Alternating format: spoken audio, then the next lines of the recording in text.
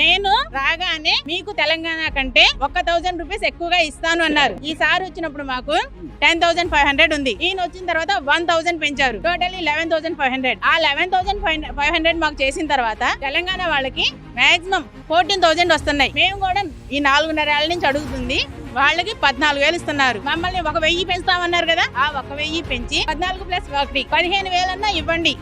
కనీసంగా ఆ 15,000 అన్నా ఇస్తే అందులోనే మేము మా ఫ్యామిలీ చూసుకోవాలి. ఆ ఫ్యామిలీని చూసుకుంటూనే సెంటర్ లో గ్యాస్ ఖర్చులు చూసుకోవాలి, పిల్లలకి అక్కడ కూరగాయలు చూసుకోవాలి. మాకు టీఏడిఏలు ఏమి ఉండవు. ప్రాజెక్ట్ కి రమ్మంటే వెళ్ళాలి, సెక్టర్ రమ్మంటే వెళ్ళాలి, ఇన్ కేసు ఏదైనా మీటింగ్ ఉన్నా వెళ్ళాలి.